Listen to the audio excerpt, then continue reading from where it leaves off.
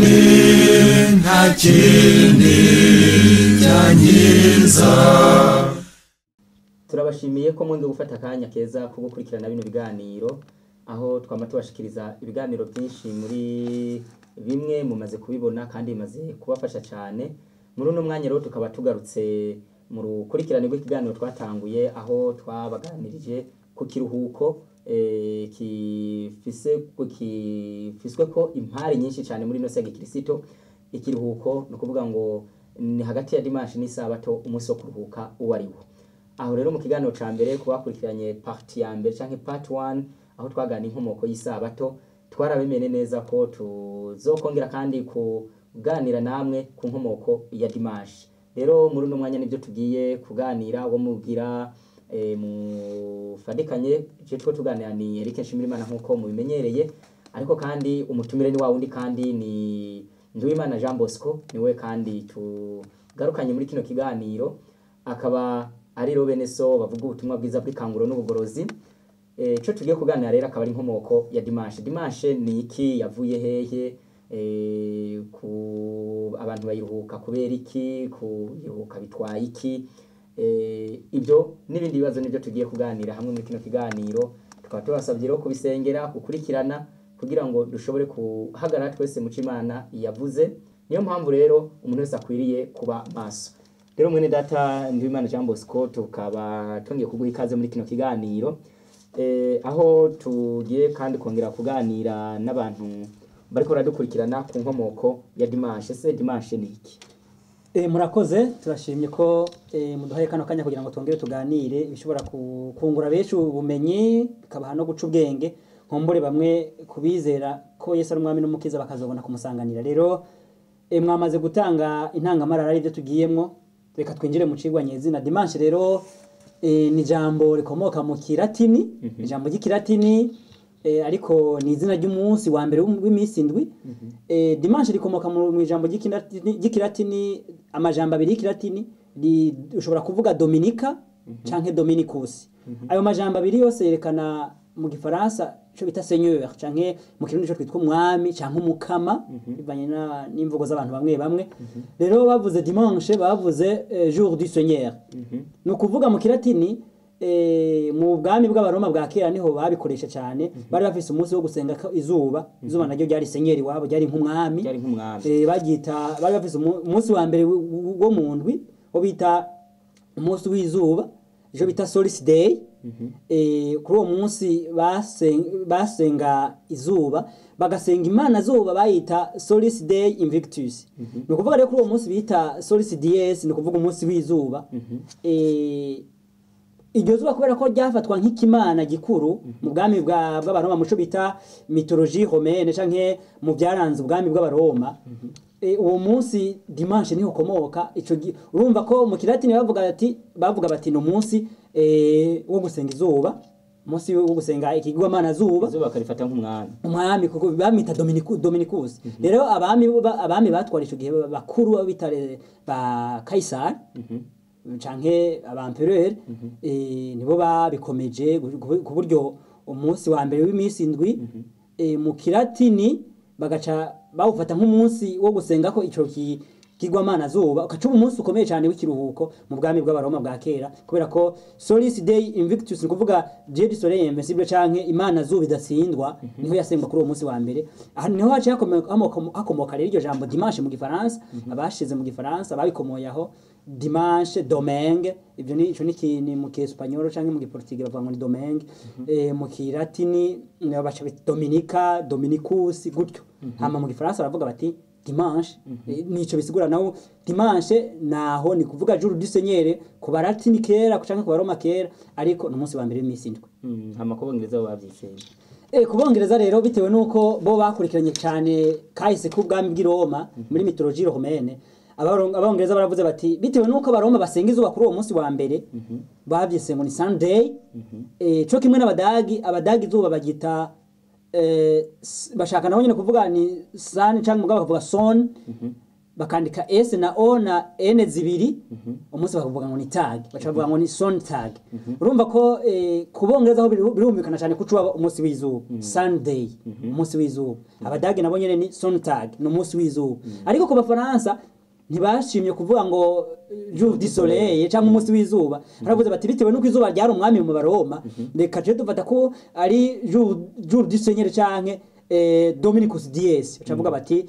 n'umunsi w'umukama nkuko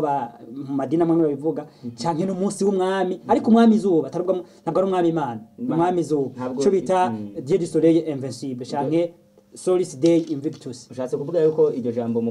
abafaransa mu kuvuga ko ari dimanche kuvuga ngo ni umwami izuba ntabwo bwari ubukristo bibateye ahubwo kwari uko kuntu babikuye mu kilatini bakagerageza kubishira mu gifaransa. Bon ntabwo ari ubukristo bwabe bateye kuko iminsi yose ifise amazina muri muco bita mu bwami bwo Baroma mu bijanye n'iyobokamana mu byo bita mythologie romaine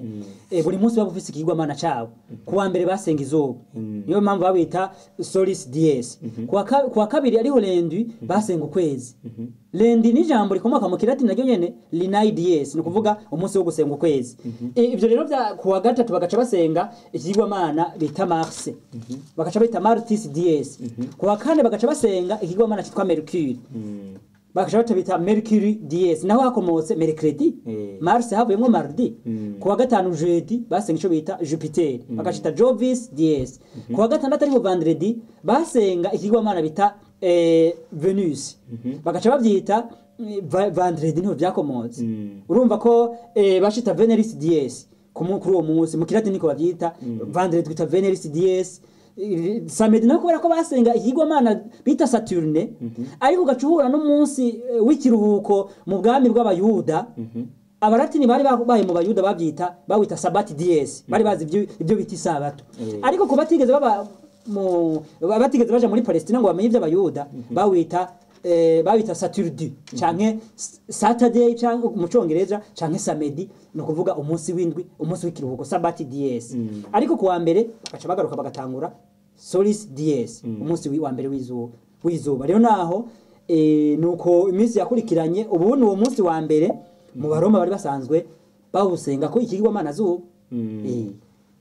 none ko mengo abantu bisigaye birabagora no kuvuga ngo ubu muntu uvuze ngo dimanche n'umunsi wa mbere kuwa mbere acaba kwa kabiri kumenga ivyo bintu biravunye bo nuko abantu badakurikirana ibirangamisi ariko ibirangamisi dufise bitandukanye ikidukorera ko casizweho n'uwitwa Gregory yabaye umupapa w'ishengero ry'Abaroma canke rya Ecclesia Katolika mu mwaka wa 1582 niho yahindura karandiriye agazana kirangamisi gishasha ariko icari carabayeho kera cari carashizweho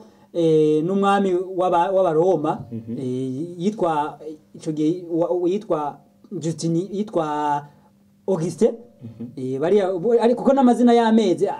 asa n'amazina y'abami batwaye Abaroma za Julie za Augustine Auguste usanga n'amazina amwe y'abampereri canke abami b'abami rero niwe yahinduye ivyo ntabwo ikiranga ntabwo iminsi urutonde rw'iminsi no gukurikirana rwahindutse iminsi kuwa mbere aracari dimanche kuwa kabiri ni lendi kuwa gatatu ni mardi kuwa kane ni mercredi kuwa gatanu ni jeudi kuwa gatandatu ni vendredi samedi ni kuwindwe nuko bitonze nuko gahunda Imana biharura niko abazi kahise kakera abasoma ibitabo byo bita les œuvres classiques no kuvuga ibitabo byanditswe muri mukera cyane niko bitonze niko bimeze nico kirangamisi cy'ukuri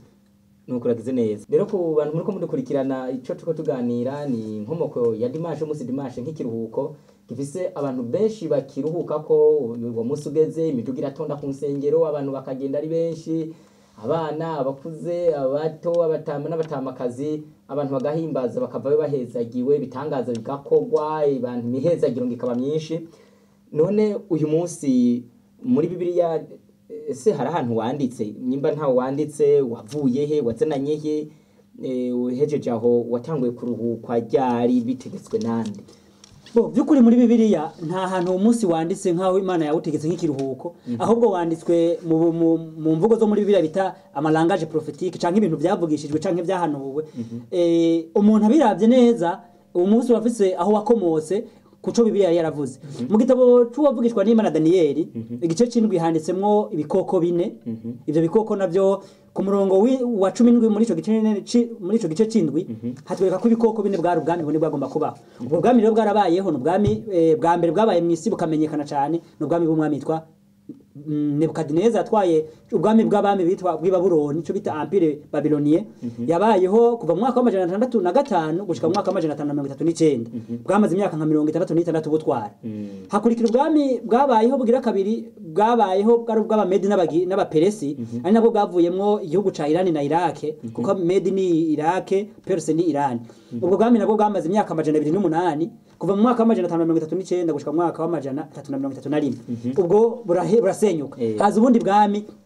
bw'Abagiriki ubwo bwami bw'Abagiriki nabwo nyene bwamaze imyaka itari mike ko twatwaye isi imyaka igara ku 163 kuva mu mwaka wa 331 gushika mu mwaka wa 168 hose n'imbere ya Yesu ubwo buheze Daniel muri bwami yeretswe muri za bikoko bine yarabonye mu bundi bwami ubwo bwami nabwo bwari ubwami bw'Abaroma kuri ubwo bwami rero bw'Abaroma muri ico gice c'indwi niho habonetse ko akandi gahembe kameze muri ubwo bwami ako gahembe niko kakoze ibintu bikomeye cyane byanditswe mu gitabo ca Daniel ubwo bwami bw'Abaroma nabwo bwatanguye mu mwaka wa 168 mbere yuko Yesu avuka busenyuka mu mwaka wa 476 nyuma ya Yesu aho bwamaze imyaka myinshi cyane nawe witeranije urumva ko atari mikeya ntabwo ari mike rero ubwo bwami bw'Abaroma nibwo busa naho ko nibwo bwinjiriwemwo nico kintu cyo gusenga ku munsi wa mbere w'imisi kuko twavuze ko niho bari basanzwe bahimbaza izuba ku munsi wa mbere none byagiye mu iyobokamana gute kubera ko ari ibintu byari byaravugishijwe n'abavugishwa Daniel yaravuze turasoma muri Bibiliya mu gitabo cy'ibyahishuye mu gitabo ca Daniel nako igice cy'indwi umurongo wa 25 duhereye ku murongo wa 20 hejuru gato ku 15 hatwereka Daniel asobanurirwa inzozi ya Rose muri izo nzozi rero Daniel yarose ku murongo wa 19 yaciye avuga ngo maze nifuza kumenya iby'ukuri by'igikoko ca kane cyari gifise itandukaniro na bya bindi byose kigatera ubwoba kitavugwa gifise imihaha y'ibyuma n'ivyara by'imiringa catabagora kikajanjagura ibisigaye kikabisibangisha amajanja yacu kandi nifuza kumenya ibya ya mahembe 10 yari mu mutwe wacu n'ibya ryarindi ryamera rigatembagaza yayandi atatu niryo ryahembe ryari rifise amaso nkaya nakanwa kihayagiza byaboneka twari rinini kurusha ayandi magenzi yaryo Daniel amaze guhabwa inzozi agasaba gusobanurirwa wifuje kumenya iby'igikoko ca kane n'amahembe 10 yari kuri ico gikoko n'agahembe gato kameze muri amahembe 10 gacaga kuri hatatu urumva muri ayandi 10 havuye mu 3 hasigaye indwi hamezemo kandi kagira 8 akorera kagira 8 niko ku murongo wa 24 bavuze ngo kandi ku byabo mahembe 10 muri ubwo bwami hazokwaduka mw'abami 10 muri ubwo bwami hazokwaduka mw'abami 10 maze mu nyuma zabo hazoza ubundi mwami mu nyuma z'abazoza ubundi mwami ariko we azogira itandukaniro n'abambere kandi azonesha abami batatu ivyo rero umaze gusoma ibintu byinshi watubwiye igikoko abwira ko abwami bw'Abaroma utubwiye utweretse ko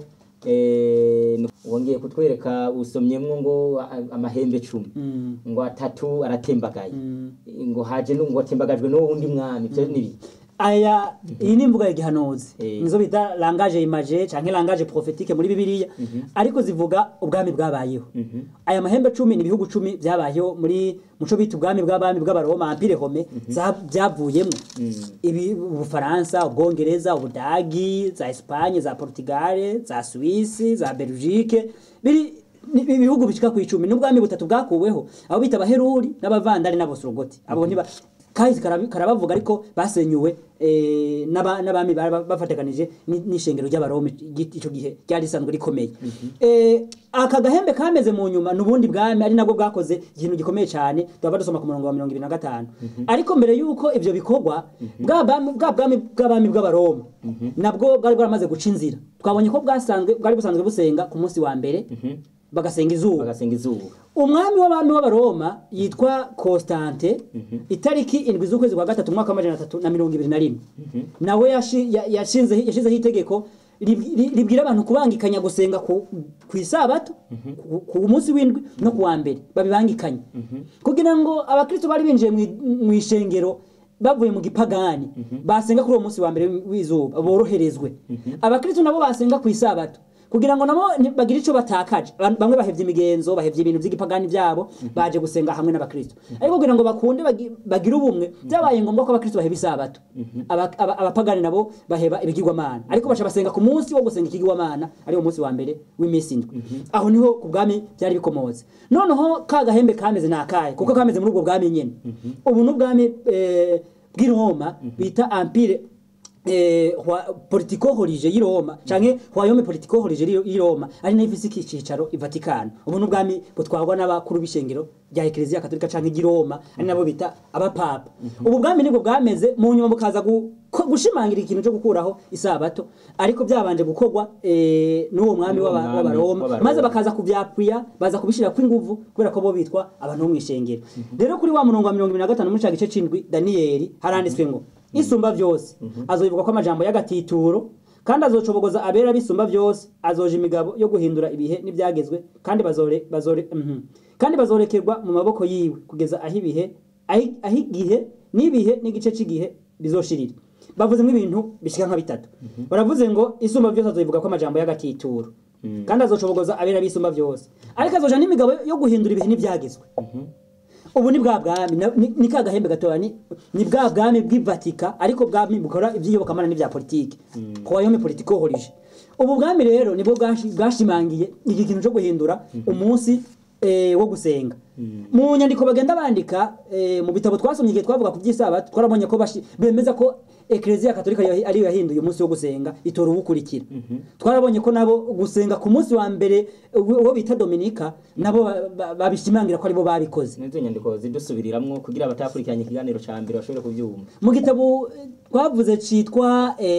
ubwuzure bwa kera, ku rupapuro rwacu bw'ijana na 35 cahinduye mu Kirundi no bita Musenyeri Gervase Banshimira ubusa, yaravuze ati Ecclesia zigama amabwirizwa 10, ariko ikayaraba kandi nk'inzira ntangere twogenderako. Ariko ngo yahinduye gusa umunsi w'isabato itora ubukurikira uwo munsi w'Imana, yarahinduye gusa. Urumva ko aho baravyemera. Muri ca gitabo citwa ndemeye Yezu Kristo ko ari Imana yigize umuntu n'umukiza w'abantu kuki, bakavuga kandi ngo nemeye Ecclesia Katolika kuki, ko baranditse kuri rwa rupapuro rwa 81 na 93 baravuga bati Ecclesia Katolika yo ihimbazo umunsi wa mbere w'indwi cyangwa umunsi wa mbere ari nawo twita umunsi w'Dominika. Bakavyemera. Ibi rero nibo babikoze, ubu bwami nibo bwabikoze. Uko bagenda barakurikirana abapapa kugenda barasimburana ku ngoma, niko umwe wese yagira ivyo akoze.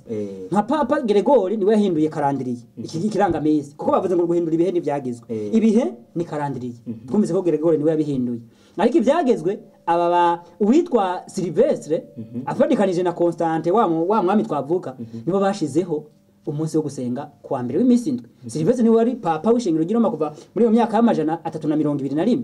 Niwe wari umwami w'abami atwara ishengero ku isi, kuko papa bameze nk'umwami w'abami mu isi. Rero aho niho byakomotse umunsi wa mbere w'imisi indwi. Muri Bibiliya nuko wavuzwe, hari haravuzwe umwami azoza akabihindura, ariko akabihindura adafatiye kuko Imana ibimutumye, ahubwo afatiye kukugirana abantu nkumbure abagarure mu nzira yiwe, canke abantu yitwe ko abajanye mu nzira yo guhuza kw'igipagani n'ivyitwa n'ubukristo bw'ico gihe. Ariko abantu barahuvye, babavuye mu nzira y'ukuri, babagiye mu nzira y'ikinyoma. Muri make naho umunsi wa mbere w'imizingo naho komoka mu gusenga, nubwo arandi masomo canke indi mirongo yo muri Bibiliya abantu bisunga bagahagarara ko mugabo ari uko batumva ubusobanuro bwayo, naho turaza kuyisobanura. Muri rusangi umunsi wo gusenga ku munsi wa mbere w'imisi indwi byakomosaho. Abasenga kuri uwo munsi bamwe ntibabizi, ariko ntabwo ari umunsi w'ikiruhuko, ahubwo n'umunsi warusanzwe usengwa ko n'abapagani b'i Roma. Uragize neza. Rero ko bariko badukurikirana turi ku kibazo cy'inkomoko ya dimanche kugira ngo dushobore kumenya neza ikiruhuko Imana yemera icarico naho turi. Ariko hari ikindi kibazo no kubaza, birumvikana neza ko ishengero rya Katolika mu buhanuzi niryo ryahinduye umunsi rishiraho umunsi w'ikiruhuko, ariko ku bakristo ariko mu ncamake ariko kitemewe na Bibiliya. Hari kahise karerekana abantu bitwa ngo ba Protestanti barimo ba Lutere, ba Wycliffe, ba Knox, ba Huse, ba Jerome. Ijya migumuko yo kugaragaza idini rya Katolika nayo yari ifitanye isano nuko kuntu babihinduye bajya bo bapfuye ikina Katolika kera. Mu bintu isi izi benshi bazi biga nka kahise nuko mu kinjana ca 16 kuva mu mwaka wa 1517 ariho ivyo bita inyigisho za giporoti zagaragaye zitangujwe n'umudagi yarasanzwe ari umumwane canke umwe mu bakomeye mu ishengero ry'i Roma yari umuyobozi wa kaminuza nkuru y'abakatolika yo mu gisagara ci Wittenberg mu Budagi yitwa University of Wittenberg yitwa uwo mugabo yitwa Luther uwo niwe yatanguje uwo muco bise wabahakanyi katolika niwe yabise ngo n'abaprotestant le protestantisme no kuvuga ubuhakanyi ariko boco bari batanguje bwari ubugorozi c'était dans la réforme kwari kugira ngo bagarura abantu kuri bibiliya basanze kuko ivyo bari bamaze imyaka myinshi atabwo ari byo muri bibiliya ahubwo ari ibintu byanditswe n'abantu bavuze bagakora ivyo ibinyuranye na bibiliya ico gihe ishengero ry'abaroma ryari rimaze imyaka irenga igihumbi mw'isi rikomeye kuko kuva mu mwaka wa 508 ryari ririho ariko kuva mu mwaka wa 538 ryari rikomeye gushika mu mwaka wa 1517 urumva ko ryari rifise ingufu abo bagabo rero ivyo batanguje bagomba kugarura abantu mu nyigisho z'ukuri ni no mpamvu mu kilatini bavuga ngo sola scripta sola les écritures ivyanditswe byera vyonyene byo bigomba kuba umuyobozi wacu baca baragenda biga bimwe barahindura bimwe baca basanga ibintu byinshi cyane byakorwa n'ishengero ry'abaroma ariko bikakorwa n'ishengero bidahuye n'ivyanditswe vyera ivyo baragenda bimwe barabikuraho ariko bamwe bagenda bavuze bati nubwo twatanguje igikorwa c'ubugorozi c'est œuvre de réforme ntabwo igikorwa c'ubugorozi tukirangirije abazovuka bazokomeza kuko inyigisho zose z'ubuyobe ntizari bwakugwe mu bantu byumvikana ko nubwo bagiye bo bataramenya ko isabato ari umunsi w'Imana ushika ku samedi ya kino gihe ariko ababakurikiye mu nyuma baragiye mu nyuma arabimenya ari nabo baproti babaye muri Etazini bakaza kwitwa Adventiste du 7e jour abo nibo mu nyuma batinze barabona neza ku muco isabato ari umunsi w'ikiruhuko kandi ishika samedi ya kino gihe abo bitwa ba protestant bizwe na Eglise Katolika canke ishengero ry'abaroma ariko bafatiye kugugena bariko barashira ku mugaragaro inyigisho z'abakatolika zirimwo ibintu bitari by'ukuri kuko uwo mugabo yamaze kumanika ingingo 55 ku rugi rukuru rwa kaminuza y'i Wittenberg nunani synthèse yazimanitse kuri University of Wittenberg mu Budagi abantu baca baratangura baragumuka barakanguka abantu bamaze gukanguka baravuga bati noneho turabe neza umuco wa Bibiliya ico tubwira naho nuko none ikindi kibazo gihari ni kuvuga ngo abantu urebye ukuntu abantu baruhuka uyu munsi cyane bakawuninahaza hanini bakunda kwitwaza ati twebwe turuhuka izuka umuntu wo munsi Yesu yazukiye ko kandi no twaronkiye ku intsinzi ati nukuri nta wundi munsi twoninahaza atari uyu munsi twatsindiye ko tukaronka akayira kagakiza ubwo kwitwazo muri Bibiliya ntibafise ukuri ukurikiranye ibyo bavuga n'ibyanditswe muri Bibiliya nta kuri bafise ariko bifashe udasomye Bibiliya ukwibaza ngo barafise ukuri bitewe nuko Bibiliya irimo imvuga abantu zimwe batumva n'izindi abantu basoma bagafata ukutariko Yesu nivyo yazutse kuwa mbere w'imisindo amaze kuzuka niho dimanche by'ukuri ariko amaze kuzuka yamaze iminsi 40 mw'isi yigeze kandi iyo minsi 40 harimo ama dimanche menshi nta munsi numwe yigeze abwira abantu ngo nimuhimbaze izuka ati ndabihinduye ngo ndabihinduye ahubwo icabaye mu bwami bw'abaroma bwa kera hari iminsi mikuru bagiye barakwegera ko bahindura umunsi uba christianize no kuvuga umunsi ugirwa wa Kristo buri munsi w'igipagani w'abaroma barawuhindura bakavata ico muri Bibiliya bagaca bashirako bakawukristiyaniza kuko pasika ijya bagira mu kwa kane nibi bagira buri dimanche nico kimwe Yesu yazutse dimanche pasika buri dimanche ubundi pasika iyo buri dimanche ariko iyo bagira mu kwa kane ngo nuguhimbaza izuka ry'umukama ntabwo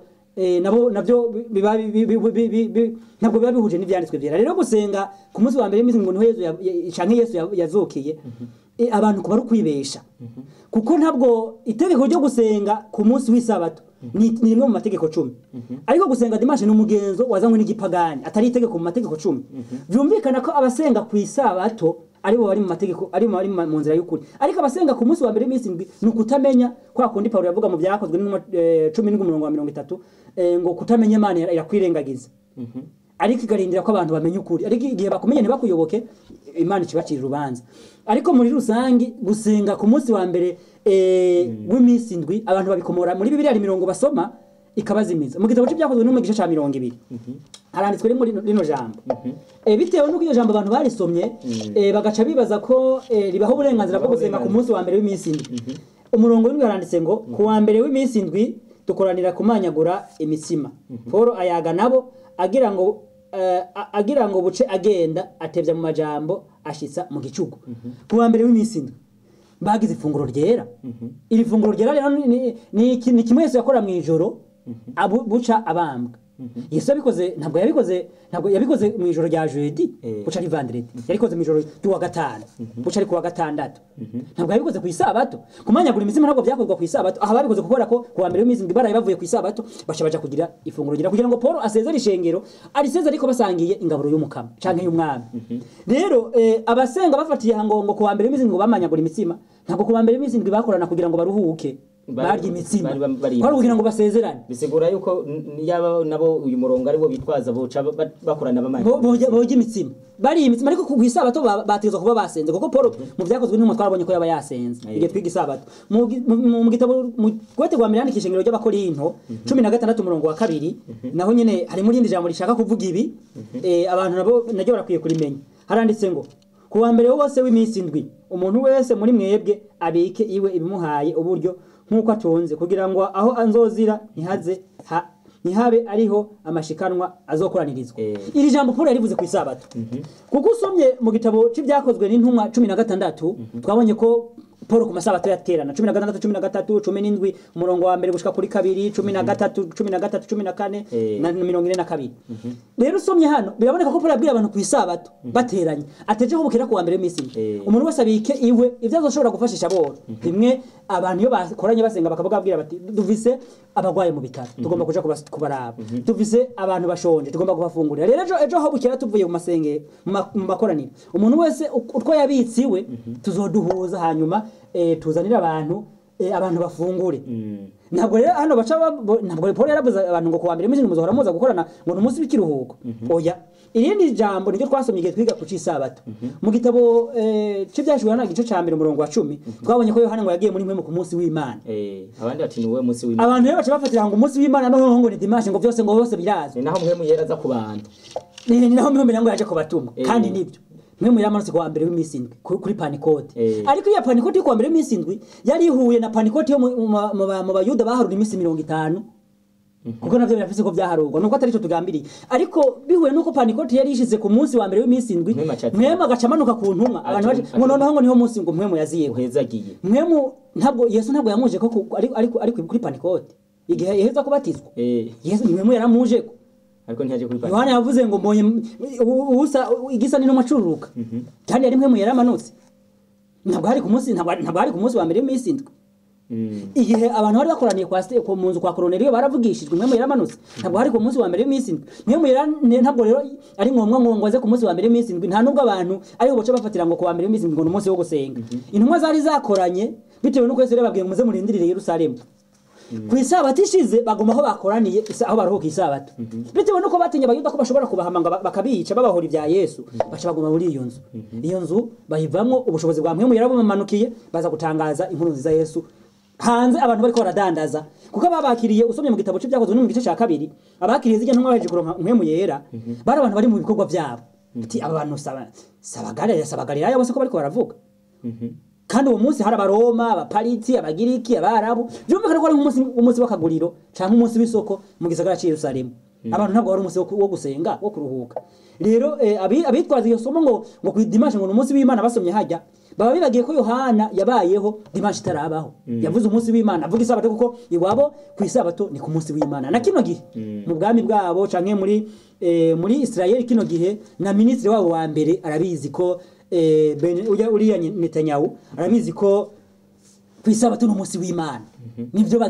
niko bubatse isabato n'umunsi w'ikiruhuko iwabo dimanche n'umunsi wo gukora rero nta na hamwe muri Bibiliya hashingira hashigikira gusenga ku munsi wa mbere w'iminsi indwi uretse ko ari umugenzo abaporoti cyane bakuriyemo n'abandi bantu bo muri Eklezia Katolika batazi ariko byarakomotse muri ico gipagani c'abami biroma none bitwaye iki kuruhuka umuntu uruhuka dimanche yo buri gihe ntiyoja mwijuru umuntu ayiruhuka ko akihana ibyaha agasenga agatanga agakorera Imana akaba umuntu w'Imana ntabwo yoshobora kuja mwijuru bitewe no ko ari ikigo tuzokwiga tukabona akamaro ko kuruhuka isabato n'ingaruka mbi canke umuvumo wo kuruhuka umunsi wo gusenga umunsi wa mbere iminsi kuko Imana itabitegetse ico tuzociraba neza ariko reka tugende tubwiye abantu ko Yakobo yavuze ngo dukore kandi tuvuge nk'abagira bacigura urubanza n'ivyagezwe biza no kwidegemvya bivuze ngo kugira ngo umuntu agaragare ko yakoze canke yavuze Imana icifatira kugira ngo imenye ko yakoze neza canke yavuze neza ihita ishiraho ivyagezwe ni nk'icirore umuntu yiraba akavuga ati navuze neza canke nakoze neza igihe cyose umuntu agomba gutsindwa canke gutsinda anyurira muri iyo nzira karaba ko ivyagezwe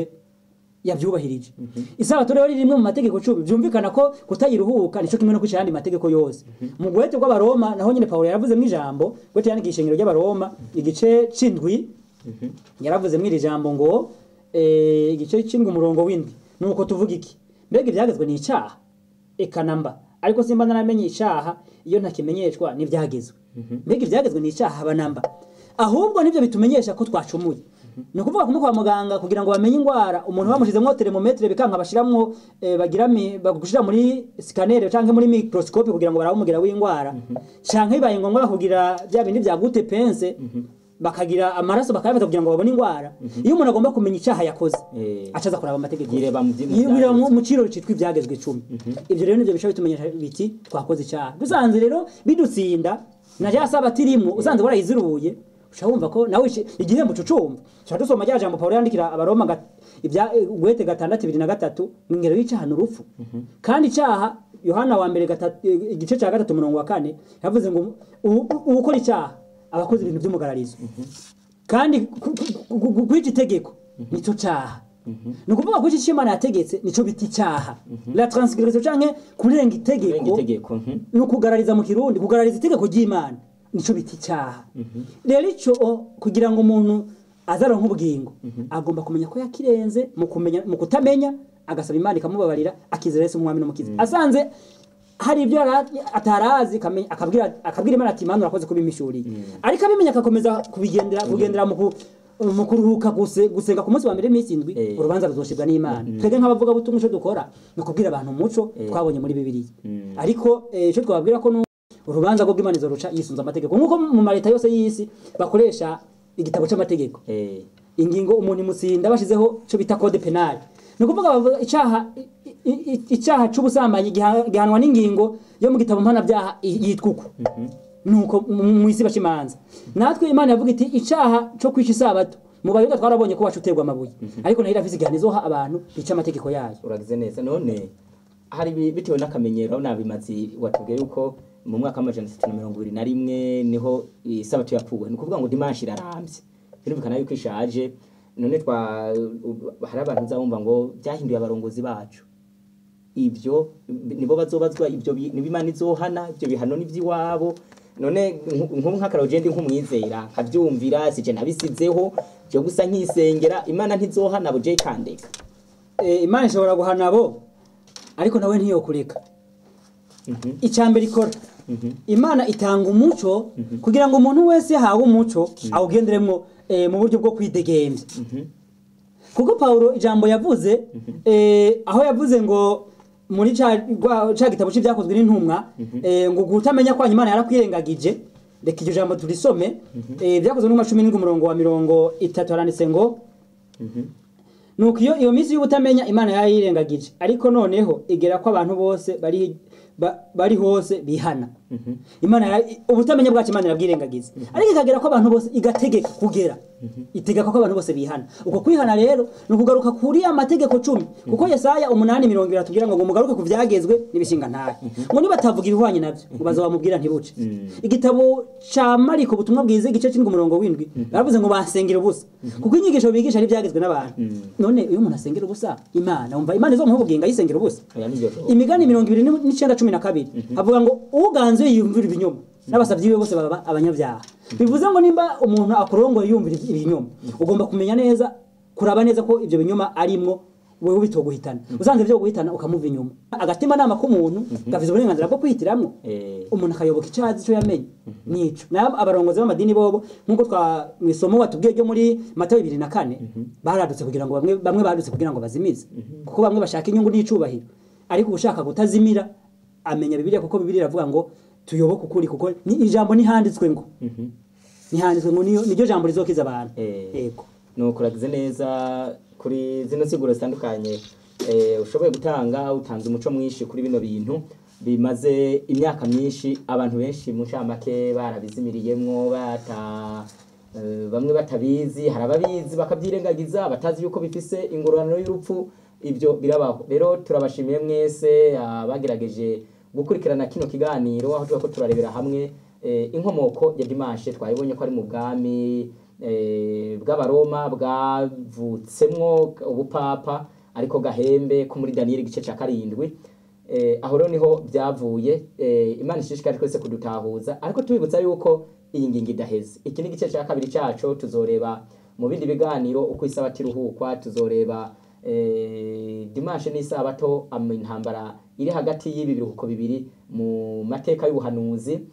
Aho niho tuzorebera n'ibindi bintu bibiri bikomeye, ikimenyetso c'Imana n'ic'igikoko. Bamwe barababwira ngo 666, abandi barababwira uku, n'ibindi byinshi bitandukanye. Kuko muri kino gihe cacu nkuko dusoma mu buvugishwa bwavuzwe mu gitabo ca Matayo igice ca 44,